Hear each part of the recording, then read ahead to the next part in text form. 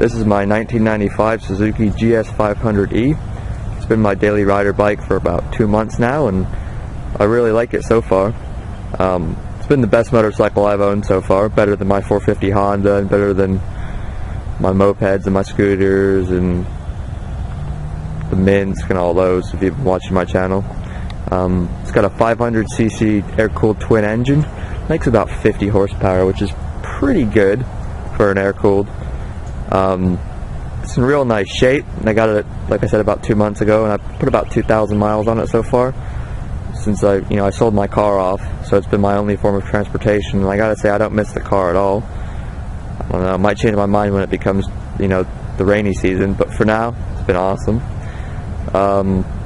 Yeah, it's got about a little bit over 10,000 miles on it, so it's pretty low miles. And after I got the bike, I did a full service to it. I changed the oil and filter, replaced the plugs. It had new low profile tires, so they're still in pretty nice condition. What else? I had to replace the vacuum petcock on it. It's one of the only repairs I've had to do.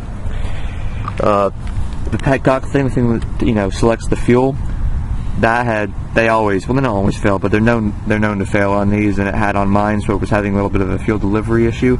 But I just got a mechanical one from a Honda, a CRF 450X, I believe it was, and it's just, a mechanical one, so it doesn't shut off automatically, but I think that's just for stupid people. I'm not so stupid that I'll forget to shut my fuel off, and even if you do forget, it's not like these carbs leak. These are really good sealing carbs, so it's not even a big deal. But yeah, I fixed that up. Yeah, so it's been an excellent bike. I get pretty good, not great fuel economy. I average about 50 mpg. Suzuki says they'll do 60, but I ride this thing pretty easy, and I don't get anywhere near 60. I get like 45, 50, which it's not that bad. Because my dad's 650 Savage, which is a 650 single, is only getting like 55 or something, if that. Which that's pretty garbage too. And with a bike like this with dual CV carburetors, 45, 50 is not that bad. It's got lots of power, not too much low end torque, but lots of power up high once you rev it. I mean, this motor revs insanely high. Like, it has no problem making 10.5 grand with crazy power, but I usually keep it in between like 4,000 and 6,000. That's where I try and keep it. Keep the RPMs low, get more fuel economy. Also a little bit better for the engine, I guess.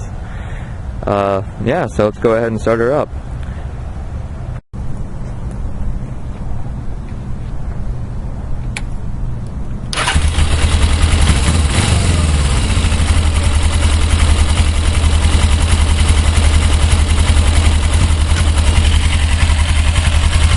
Pretty quiet with that stock exhaust, but once it revs up, it makes a little bit of noise. I think I might eventually get either a Kirker or Yoshimura pipe or something. I don't know, they're pretty expensive, and it runs pretty nice now, so I don't really, not too urgent. Like, some of these bikes sound like a piece of crap with the stock exhaust. This one actually sounds pretty good. Go ahead and rev her up for you real quick.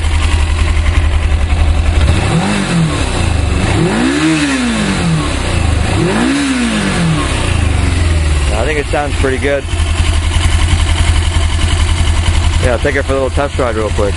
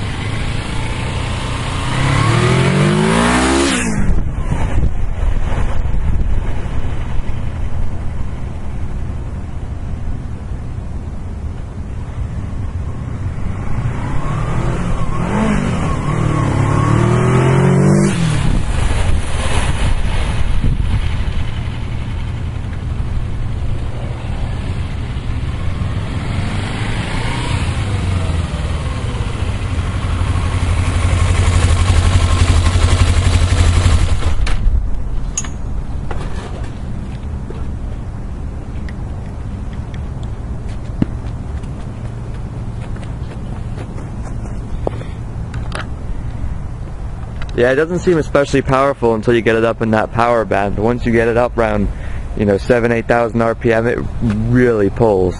I mean, a lot of people say these are like beginner bikes or, commuter bikes, but I don't really understand that. I think a 500 is a big engine for a motorcycle. I don't know why anyone would want anything more than that.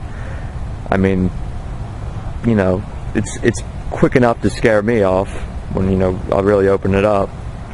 And in most of the world, I think 500cc is a pretty big bike. In America, that's actually considered kind of small, but, it's a good size engine for sure. And 50 horsepower is, it really pulls. Yeah, so that is my 1995 Suzuki GS500 E. Great motorcycle. Thanks for watching.